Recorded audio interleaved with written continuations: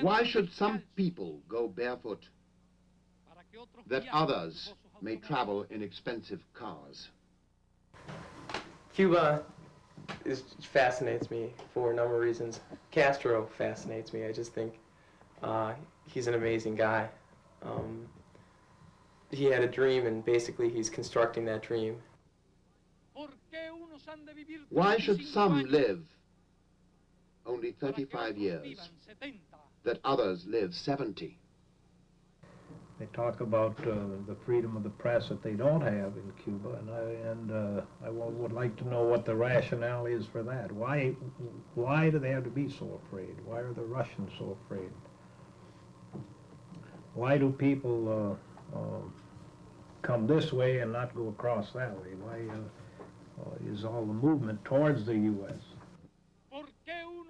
Why should some be miserably poor, that others be exaggeratedly rich? From the positive things I've read, I get the feeling that Cubans have a different set of value systems, different set of values, and that the dollar isn't worshipped the way it is here. That down there people will do things more for wanting to contribute to the group than for the monetary or material reward. I speak on behalf of the children of the world who don't even have a piece of bread.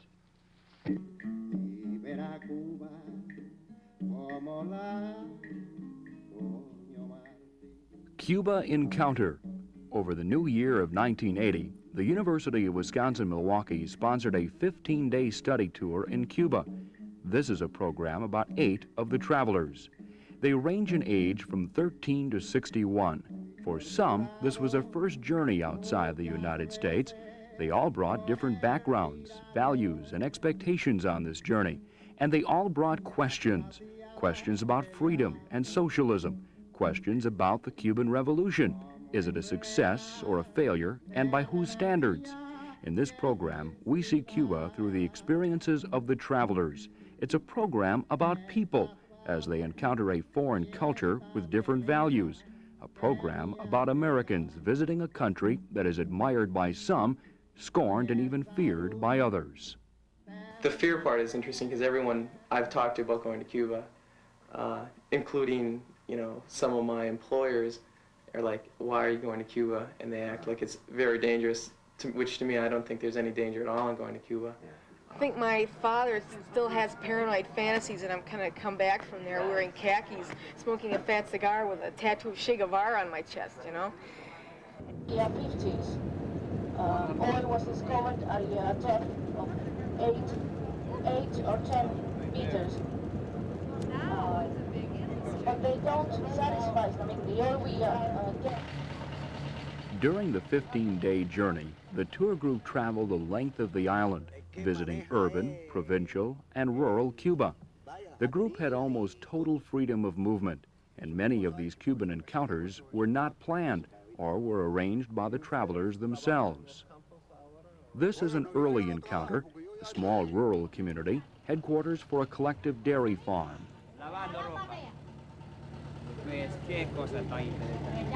Pero no puede resumirlo, ¿no?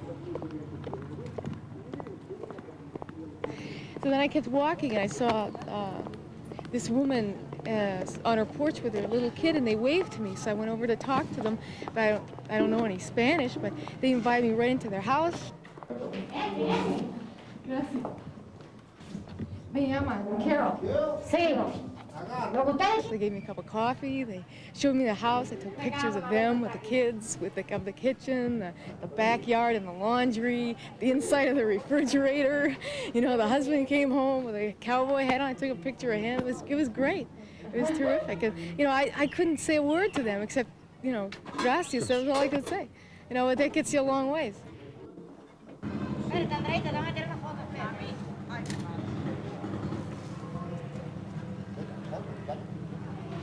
Our guide is very open and helpful, friendly. We talked to her quite a long time.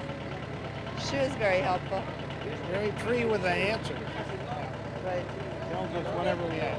We asked her about women and working and not working, and she said it's a low I mean, women are expected to work. If they don't, it's not too good. I mean, they still don't, but it's not too good.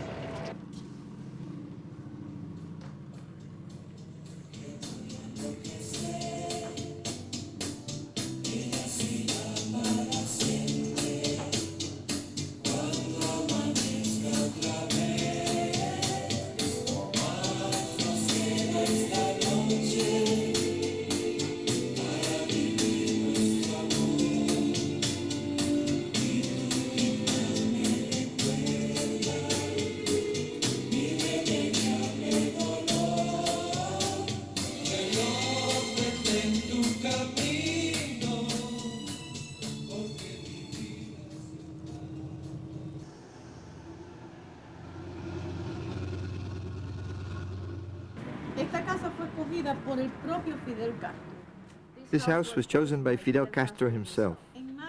This was to be used as a base from which his small group of insurgents could begin their revolutionary activities. This house was maintained as a chicken farm to disguise the intent of the revolutionaries. Weapons were sent in packets that were labeled chicken food. It was here that 135 men would get together on the night of the 25th of July to prepare for the attack on the Moncada garrison. They had a number of pictures that were really gruesome of bodies, you know, just mutilated by bullets and covered with blood. And I sort of get the feeling they do that to keep in mind, you know, just the horror and the hell that these people went through during the revolution and how many people died for what they have. It's to impress that on the young people. The attack on this place, the Moncada garrison, was not a success, and Fidel had to order their retreat. All that they did, all the people that were killed, and all the people that were willing to die for their freedom and for the liberty of other people. And for the liberty of all of Latin America. I was also struck by some of the photographs, like there was one with a sign, and someone was carrying a sign that said, "Gringo, go home." And I saw a picture of Angela Davis also, and that took me back a little bit. I think a lot of it I knew in a sense, but it's a good experience to have them tell us, you know, like when they're talking about the United States government and its part, to get their story of it, you know, completely unprejudiced. To attack a place like this that I'm sure was full of trained guards, which were also full of arms, even though they didn't succeed, just to be willing to try, knowing fully well that they might not make it. And all the horrors that the Batista government did. I mean, you know about them, but you're seeing them here live and in living color, and it becomes more real. I thought that it was a pretty. I didn't think it was real heavy propaganda or something. I got the feeling that what the picture they presented to us was a pretty accurate one. They wanted their freedom really bad, and they were willing to do anything for it. And then to have turned this into a school, a place that was once a center for killing people, now it's a school.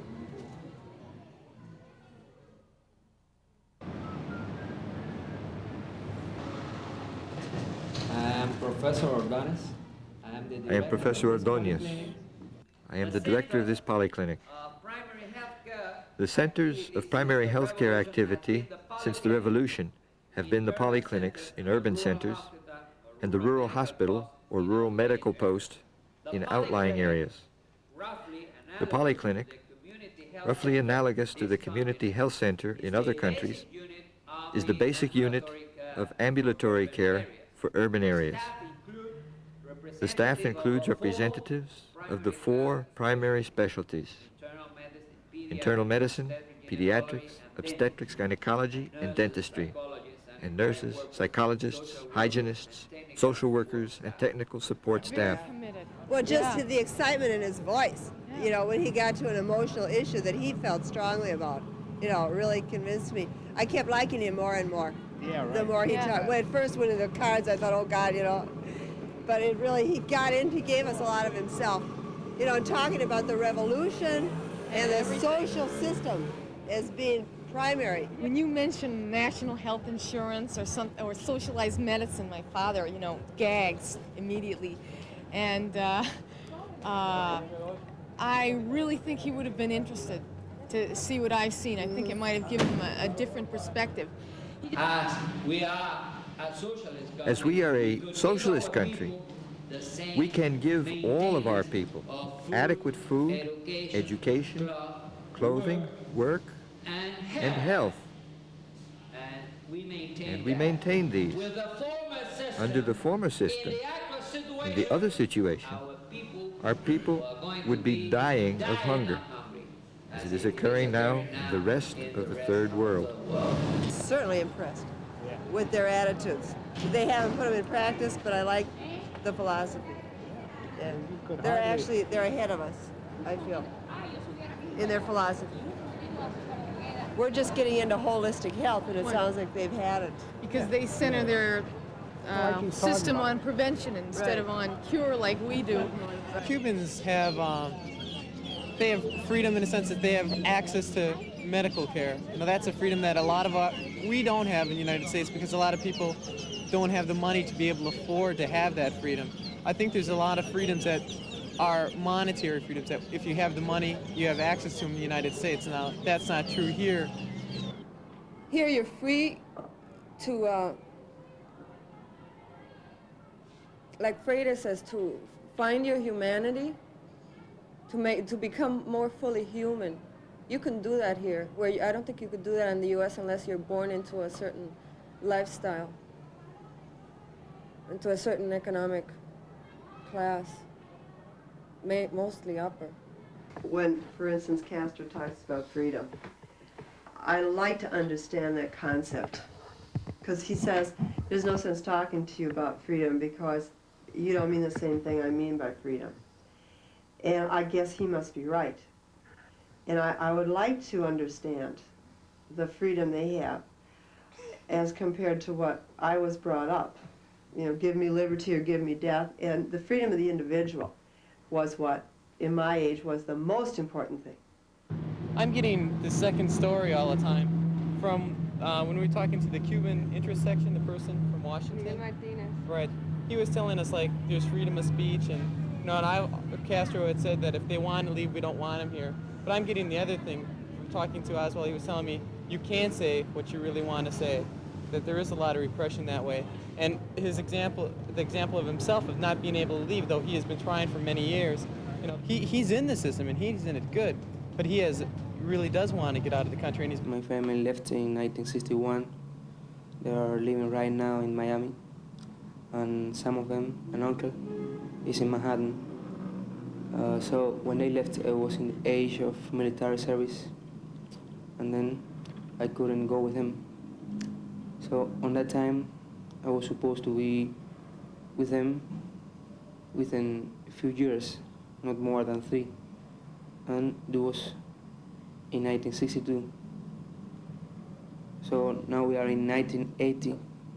So I think that the conditions are like in the first day when they left. It is a great problem for Cubans to live.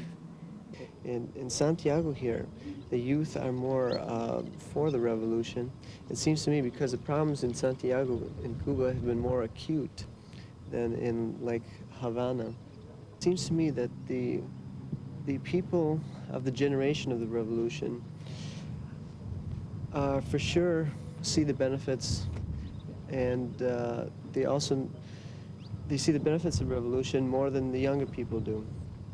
I think that maybe there's, you know, 2 classes. The people we talked to, like at the housing developments, were the ones that were really badly off, and they're more than happy because things have improved. But there's also another class that, you know, things are getting worse for them, and those are the ones that want to leave. And I don't know what percentage of the population is which. But most of the people we talked to seem really, they're real satisfied and real happy with their life here.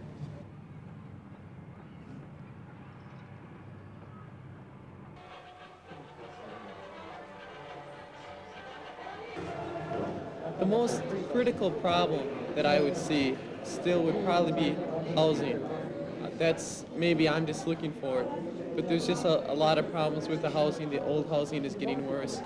La clase baja recibe con toda generosidad de un gobierno como el socialista. He's saying that the thinking, the ideology behind this housing development is Marxist-Leninist thought, and that the government simply understands the human necessity to have good housing.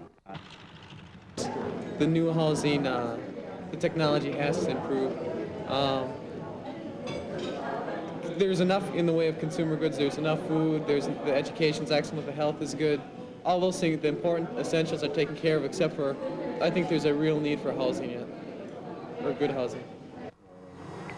Nosotros, fue un placer para ustedes que vayan arriba. Okay, thank you. Que sea café, que sea todo. Oh, gracias. Okay, what he said is that they are getting furniture. The center that is working with them is giving furniture, and he's inviting us to go inside, and he will offer us coffee. But he said that it's a very modest place, but he will be very glad and honored to invite us there. I think they were proud. You know, when he was saying about, you know, they haven't got the furniture yet, but it was kind of like humble surroundings, but he'd share it with us. I think he was, you know, very happy to take us up there. From the outside, the construction seems to be not so hot, especially when you see it in the stages in the different areas. Not being specialists in construction where they take the people out of the factory, it isn't as good as it could be if there were just specialized construction workers. The interior was very nice. You know, I would be very comfortable in a place like that.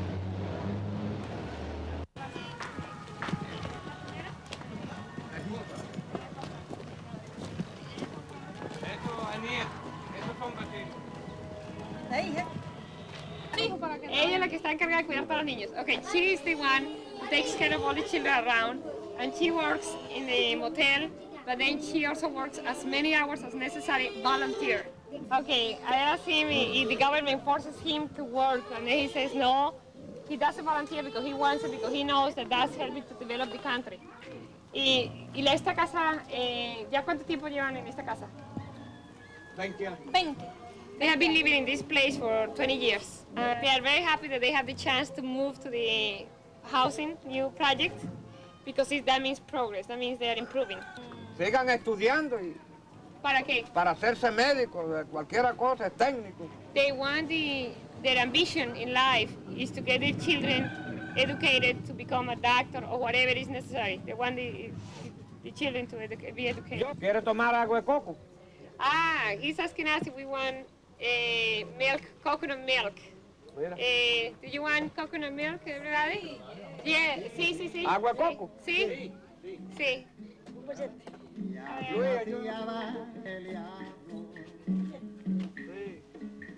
Como emblema de rebeldía y heroicidad. Esta falda y esta melena que me ha dejado. Y el saludo de un ejército mangui.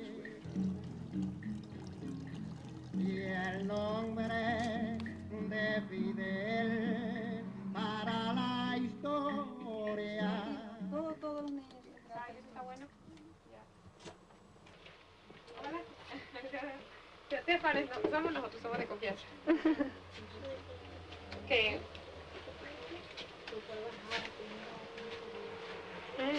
Electricity and water.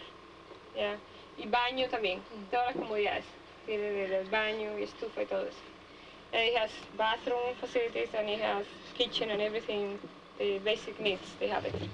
They keep building housing, and then they keep moving people. And eventually, there won't be houses like this one, and everybody will be moving into the new housing project.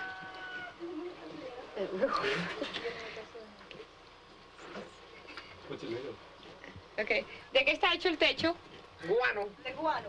Yarey. ¿Qué es guano? Do you have any questions? Specific questions about? What do you feel about this? Small. I'm used to big, gigantic houses. Here, come here. Small and What's your name? primitive. Can't believe it. Did you feel uncomfortable? I feel it's just the crudeness of this place. It's so small, and so you can see all the walls, no little decorative things or anything. Do you feel sorry for them? Yeah, I guess. Yeah? Why? They don't seem to mind. I guess because it's not what I'm used to. I'm used to appliances and whatnot. Do you think they are unhappy because they don't have what you have in the United States? They don't seem to be. Have you seen poverty in the United States? There you go. Have you been in a poor house like this one in the United States? Yeah, like this one. I've been in some pretty poor houses. Are they like this one? How do you compare them? I mean, they don't have real cement with thatched roofs. You know, their houses are small and they're cramped and everything, but... But what?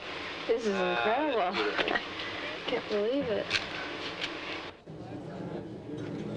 I'm enjoying it. There's some things I really miss, you know, freedom of choice. It bugs me. First of all, I get a Coke, a real American Coke. The Cuban substitute is not very good. The people who go to Miami and then come back, they're coming back with material ideas, you know. And the people here are kind of in conflict. That's what's causing so much of the problem. Where there's a lot of international traffic, and it seems to me there's a lot of people a lot of Cuban exiles coming from the United States, visiting families. It seems that they are starting to influence some of the youth here in Cuba, and these young people see their relatives coming back with better quality clothes or better quality goods than what they're able to obtain here. And this is adding to a little discontentment. It has a little relation, as I was saying before, with Cubans coming from Cuban community in Miami. After that happened, it could be seen a great difference.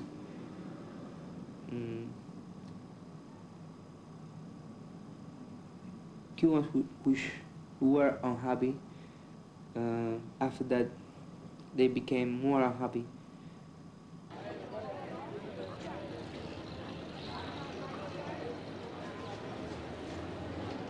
The books are real cheap. That's one thing.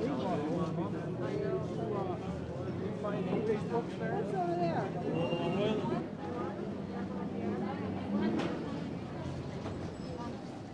I'm not impressed by prices because you go to Gimbels and Boston and you can find as outrageous, if not more. For $4 at Goldman's, you could get a pair of pants like that. Oh no, Really? oh no, when they're made, no, they're made right here. And a dress like that would be about $9.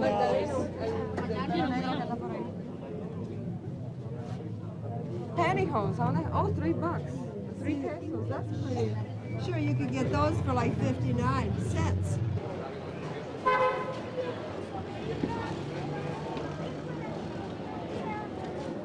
Pues me va a matar como matar, ¿ves?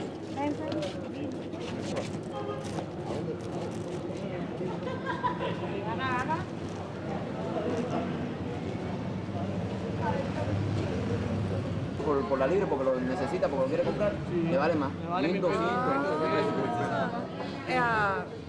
For the workers, things are cheaper than for other people. The workers that belong to the Central Workers of Cuba, they get this only at $650, whereas if you're like a doctor or a lawyer, would have to pay more than a worker. It's based on their income. Things like TV sets and everything, they have to get them by merit in their workplace. Gratis. No, gratis no. Lo pago a precio normal. And then the best workers get to pay for these things for less.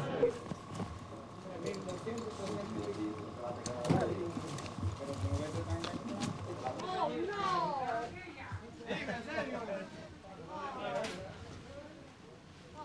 no! Hembra. 30 libras. It weighs 30 pounds. And it's to celebrate the New Year. It's pregnant. No, no está encinta, ¿verdad? Solo está gorda. No, es gordo que está.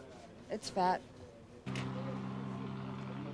They think about the U.S. what Puerto Rico thought of the U.S. back in the early 50s, late 40s, this land of golden opportunity where the imperialist part of the U.S. hasn't hit them at all. They just see as the consumer goods. I don't know if they fully understand that Cuba is still such a poor country, and in order for them to make sure that everyone has the essentials of life, that they have to ration out on consumer goods. We got the important things: beads, rum, and a newspaper. Yeah, I think I could actually live in Cuba. I could. The system is one that I could adjust to. Well, I think I could survive. It would be an extremely difficult adjustment. It would have been easier for me to live here if I would have come directly from Puerto Rico, but the U.S. has spoiled me. The standard of living has spoiled me. There's a lot of things that I right now have in the U.S. that I would never have had in Puerto Rico. I would have to get used to not having as many consumer goods, not being able to just walk out and grab whatever I wanted to eat anywhere I wanted to go. Space. I like lots of space. You can have all sorts of junk and books and floating around with clothes all over the place. Just space. And it's a difference between living in a developed country and a difference of trying to cope with the stringent life in a developing country.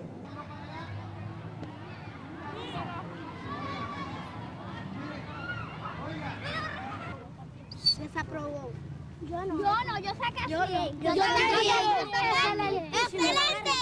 Y 100 puntos. What am I talking about? About going to school in the morning and coming to school walking, most people, and some ride on a bus sometimes. But mostly they like their school because they got a very nice one here. It's a rich school. Big, beautiful building.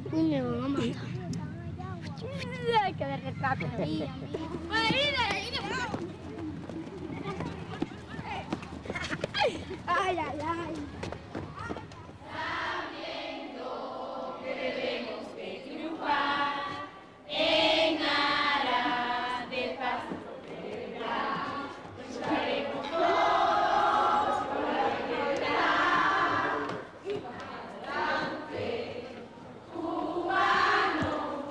Clase, matrícula de senta, presente todo. Permiso para sentarme.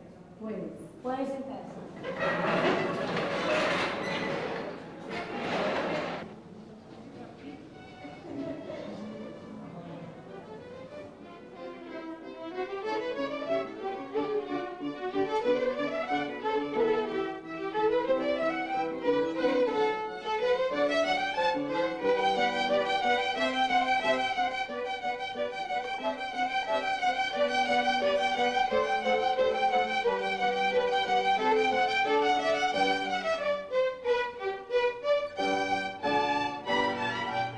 Esta es una escuela provincial This is a provincial school donde los niños de todos los lugares, hasta del lugar más remoto, where children from the most distant areas of the province can come to the school.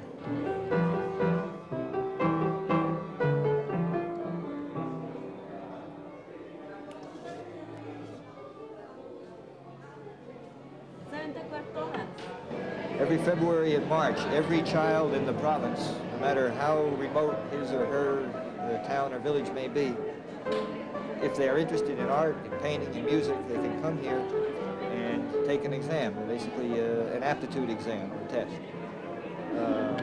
And if they perform successfully, they're then able to come and study in this school.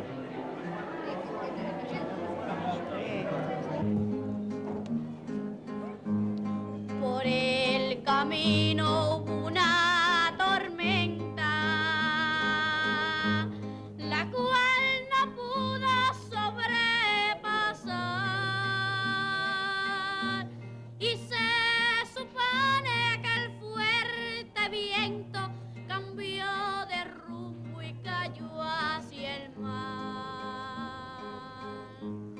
Before the revolution, children, the people in general in Cuba did not have this kind of opportunity to study.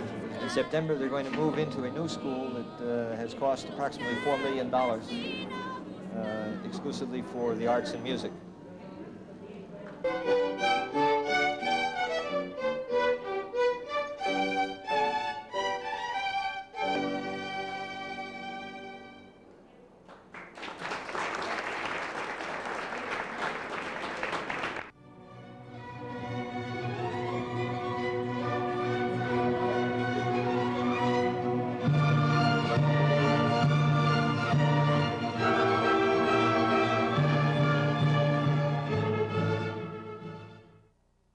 Bueno, nuestra orquesta está compuesta todo por músicos profesionales.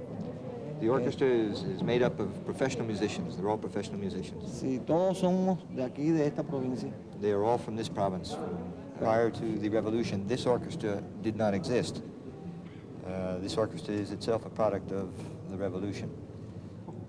Prior to the revolution, there was almost total illiteracy among large segments of the population, not only as far as reading and writing is concerned, but particularly in the area of culture and the arts. And so they see now their primary obligation to make art available to the widest number of people in Cuba.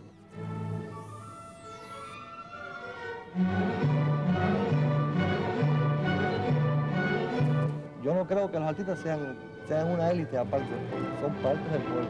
Any activity against the revolution would be activity against themselves. He said, for them, our artists do not constitute an elite of any kind. They're simply part of the people as a whole. We have to recognize that before the revolution, in our country, discrimination against women was almost complete, and that there was almost no place for women in the arts as in most other professions. In Cuba now, there are many women who are studying music, and just recently they're beginning to enter orchestras such as this one.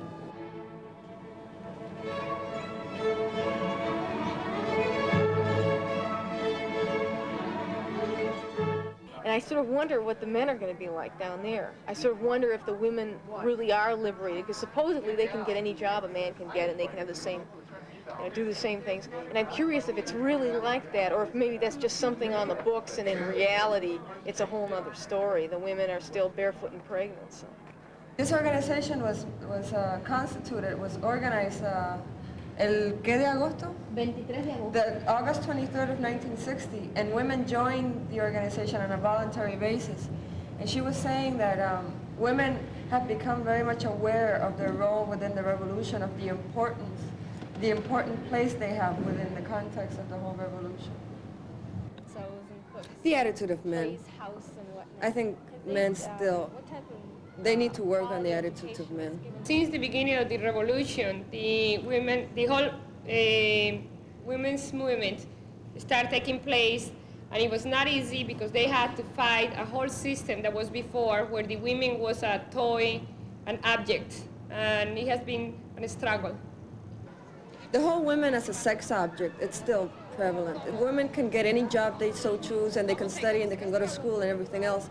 But on a social level or an emotional level, women are still pretty much, or in a lot of ways, where they were 20 years ago. But I think that's even more than economics. I think that's one of the most difficult things to change, because you're dealing with gut feelings there. You're not dealing with an objective reality. Y hoy cada cual cogió para su casa sin problema. Y hoy también nos vamos tarde. No problem. Walking the streets late at night, no problem. They left here at 2 o'clock last night and they walked home. No problem. We have a movement in the USA of women who are against women's rights. That's what I was asking, if there were some women who didn't want to participate. Porque en un país capital. She was saying that in capitalist society, because of the nature of the society itself, that's what it leads to. There's a supremacy of the man over the woman, and women, there's not only that, but women believe that that's the way things should be. And she says that that was the case here too prior to the revolution, and that it has been very, very difficult, and they're still working on it. the advances of women, it would seemingly, people that don't know the position of Latin American women would seem that they still have a long way to go and that they're at the bottom still. But having lived in that kind of, having been brought up in that kind of culture, I can appreciate the changes women, the advancement that women have gone through in terms of getting jobs, in terms of even the attitudes of men. They have changed, they really have.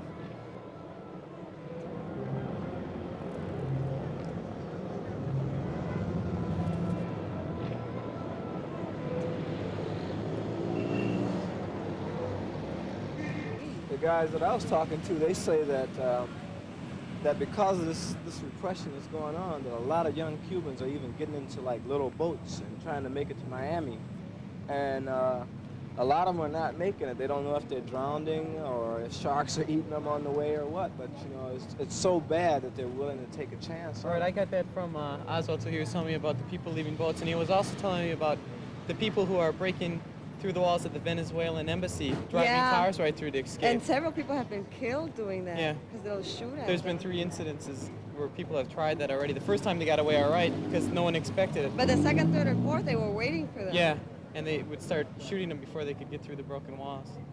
I don't understand why their government or ours puts these restrictions on, but I do think that they're equally guilty of restricting their citizens from free movement. And from what I've heard, they're even more guilty of restricting the freedom of expression than we are, and we're not free. Well, this is like coming again to the question of freedom of press and freedom of speech. First of all, we have to take into consideration that in our country, 97.7% of the people voted in favor of the Constitution, which establishes all the premises for a government, for a policy, and for the revolution. So of this 2 and something percent that is left, they have the rights and the duties of the rest of the citizens. Castro is basically his own leader, and he does with the country pretty much what he wants to do. That's not a criticism, but that's just the way it is. Whereas we do have a way to get some input into our government, whatever those degrees are. We do have that input to give. Like I was saying, it's that in the United States, the individual comes first, before the group, and here the group comes before the individual. I think a lot of Americans don't realize that maybe one or a few people's freedom to do some, extravagant things or things that they may not be able to do in a socialist country, they don't realize what that costs other people, that becomes irrelevant. It's a definite special bond because I'm black. Because I want to go out to them and find out directly from them whether or not there is discrimination. And they say that in the past 20 years, that conditions for blacks here have changed 100-fold. And that they don't feel discrimination in the sense that we talk about discrimination in the United States. It's almost non-existent. And I say almost because in any type of system, there's always going to be some. You like Cuba? Yeah, it's been pretty nice. The white Cubans here interact just as much with black Cubans as I would with the black Cubans here. I see intermarriages and interracial dating. There's no racial hate because, one's with the other. You don't see people on the street stopping to look because there's an a mixed couple.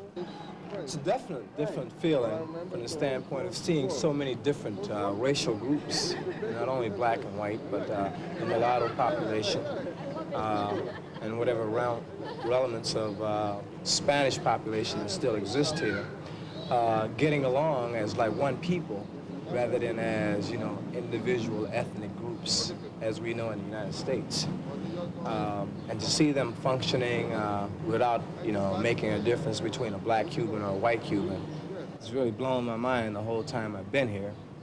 And I've tried to make sure that I wasn't just getting set up, like seeing it in just one city, but everywhere I've gone, whether it's in the urban areas like Havana, Santiago, or just out in the rural communities where I've seen it even more so being expressed, that the Cuban people see both black, white, mulatto as being Cubans. You know, they don't see themselves in like we do in the United States as me being a black American or an African American, and say yourself or white American. They just see Cuban Americans.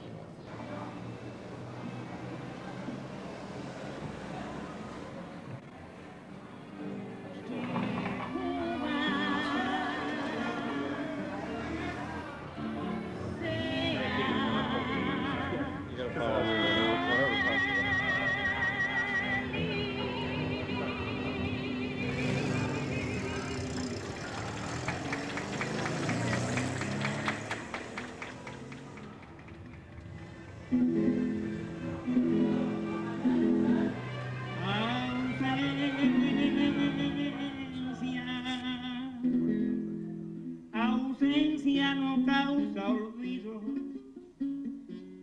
como dice la canción. Ausente de ti he vivido y aquella ausencia aumentó mi amor. Ausente de ti he vivido y aquella ausencia aumentó mi amor.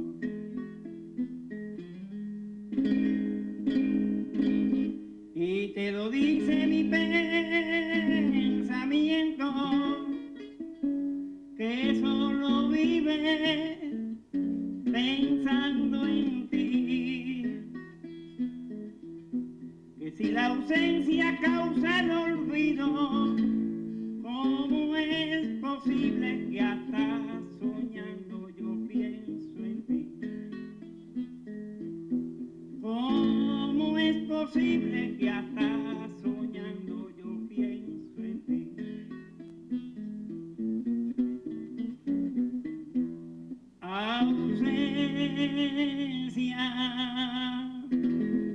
Ausencia no causa olvido. La ausencia siempre aumentó mi amor. Aumentó mi amor.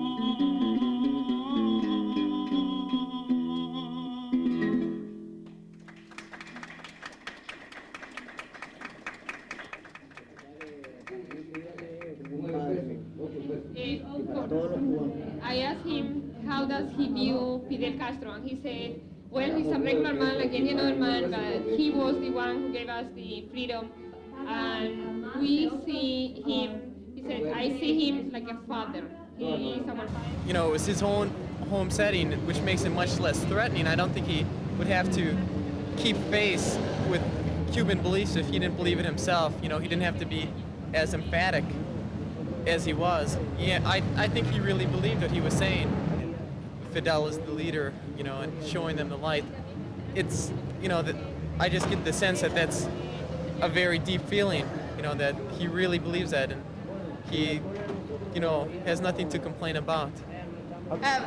They seem to like the American people very much. It's the American government that they aren't too crazy on, and crazy about. And they make a distinction between the American people and the American government. Very big distinction. A lot of Cubans don't really know what Americans are like. As you can see, you know, they're very interested to find out. From what I've seen, it seems to me that the majority of the people I've talked to really think very highly of their government. They're very happy with the system, the socialist system here. Every once in a while you'll run into a couple of people who aren't satisfied, and usually these people come from classes that, you know, from upper classes, or have families who are in the, you know, upper middle class or middle class backgrounds. In Cuba, there's a big, you know, communal thing that everyone feels responsible for everybody else, and you feel just as responsible for the next person's child as your own child. That everything, the responsibility is shared among everybody. think in the United States, the biggest differences to me are, first of all, that the people here don't seem to have the same need for privacy.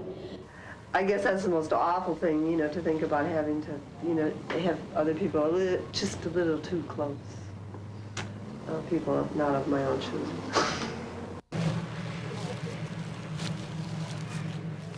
I think that not all cultures have that idea of something that's valuable. They would think that's not valuable. That they think it's valuable to have this camaraderie of warm, loving bunch.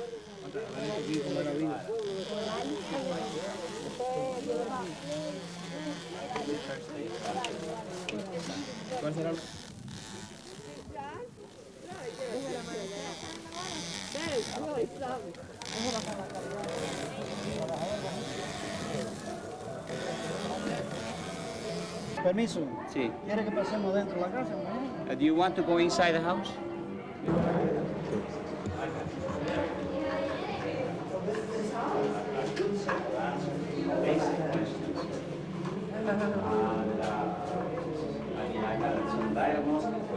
Everything's very communal, and the people are very close to one another, like a big family. Like this morning we visited community, big apartments. They're very close together. They're very open, and people were in and out of each other's apartments all the time and sticking their heads in each other's windows. And the places are very small, so the people are really cramped close together most of the time. And for me, it'd be really difficult to get used to having all these people around all the time because we're so used to having, you know, privacy. Fiesta. Aquí, for a holiday, sí, sí. Sí. Holiday.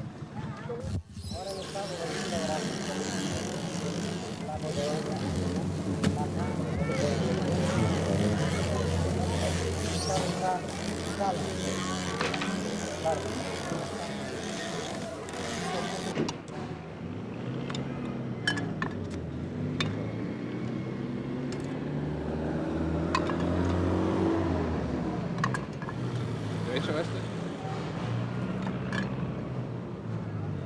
¿Tu hecho? Eso es tu hecho. ¡Dale, manito! Just a feeling of togetherness. I'm very impressed with that. I don't know if that existed before the revolution. I don't know if that's a Latin characteristic, you know, Latin culture, but it's very much a part of the Cuban culture where there is a feeling of oneness, a feeling of togetherness. That impresses me a great deal. Usan los lechones para celebrar el fin del año, ¿no? Exacto. Lo único malo es que ustedes llegaron a una mala hora porque no están asados. Si están asados, comían. We're at a bad hour because they're not done yet. We could have eaten. We would have come a little bit later. There's a few things about the system that I wonder about. In our encounters with some people, we see that sometimes they're ushered away, or, you know, police kind of come up and start questioning. I guess every once in a while, it's nothing to do with the fact that being Cuban is anything bad. But every once in a while, I get stopped by the police checking to see if I'm Cuban, you know, and they want to make sure that I'm not harassing any tourists or trying to get anything out of tourists, you know. And every once in a while, that frustrates me. They're not supposed to hang around with tourists.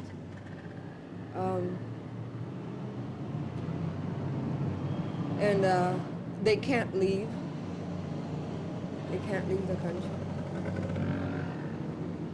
And the ones that are known as being dissatisfied with the government, they seem to get pretty heavy tabs kept on them, as opposed to people that are for the revolution. What's your reaction to that kind of activity? I really haven't figured it out yet how I feel about it. They're counter-revolutionaries, and I suppose it's like Fidel says, with the revolution, everything; against the revolution, nothing. It scares me. It scares me a little bit.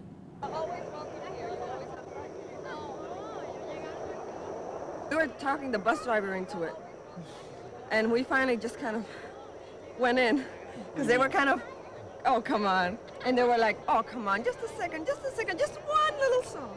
And we couldn't refuse. I couldn't see under any conditions going anywhere in the United States and just coming up to a family and sitting down and singing and them giving you candy and stuff. It was just really, it's pretty sweet. It's real special to get that feeling. Sobre un mismo corazón. Que muchos y en la ilusión que mil tintes arrebolan. Sueña la musa de Lola con ferviente fantasía de tu tierra y de la mía. Hacen una patria sola. It's just beyond belief to go up to, stop at the fields and end up back there having a little concert. That's just beautiful. And all improvised. All improvised, yeah. I don't think you could find that. And they told us next time we're in the neighborhood, please drop in. That was just great. Soy amante a la amistad como a la cordialidad que viste tanta alegría.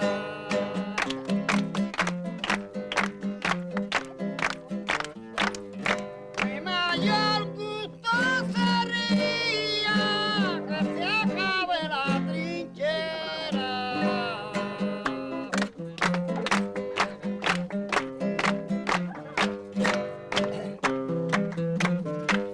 Que la fuerza traicionera muera en un profundo esfuerzo cuando para el universo haya una sola bandera.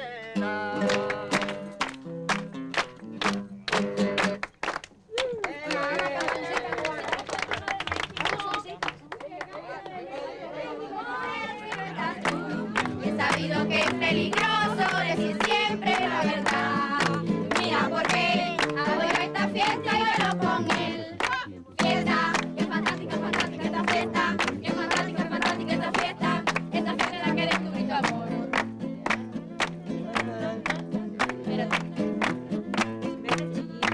En esta noche me siento contenta. En esta noche, parecido a lo que yo esperaba. Aparecido. No se parece nada a él. Me ha mirado con los ojos tiernos y me ha dicho que la culpa es suya. Al diablo con la libertad. Y me ha dicho si no estás tú, ¿qué voy a hacer si no estás tú? Y he sabido que es peligroso decir siempre la verdad. Sí, un día te has sentido enamorada. No digas que no quieres, cállalo. Y me ha dicho si no estás tú, ¿qué voy a hacer? They all have a very positive outlook towards the future. They all seem so incredibly happy and so content, even though they don't seem, they're very simple people and they don't have very much. They're so content. They seem so well and healthy and whole. It really impressed me. Of all the different kinds of systems and all the claims that are made for those various systems, it seems as though anybody can claim anything, and offer proof, and then someone else comes along and says the reason he comes up with those answers is, because of biases, again, that I wasn't aware of. Try to apply the correct eyeglasses to see. Try to be objective and not subjective. And try to understand that some things are not possible to do in your way, because our way of life is different. They've made a lot of advances in the things that matter most. I would say healthcare, everyone gets enough to eat, education, all those things that housing are all free or minimal cost to the people. The biggest problem is the freedom of speech, all kind of freedoms. We cannot do what we want. I mean, we cannot say what we feel. We cannot communicate with other people about our real feelings. ¿Qué tenían antes de la revolución? Nada. ¿Y ahora qué tienen? ¿Todo? Ahora tenemos sueldo para vivir. Trabajo, felicidad, libertad, estudio para nuestros hijos, alegría. De todo lo mejor que hay. Okay, before the revolution they had nothing. And now they have work, freedom, happiness, and everything. I came to Cuba expecting a Garden of Eden, kind of the Garden of Eden without Adam and Eve. I'm very impressed with Cuba. I think that what it has done is incredible. But I think I have a better perspective now. I don't think I'm as idealist. I recognize that there are problems, and I know they're trying to deal with them, but I did see problems. It's not a Garden of Eden, utopia kind of place. It's real. There are good things and there are not so good things, or things that need improvement. I think I'm a better person for having been here, as blasé that might sound.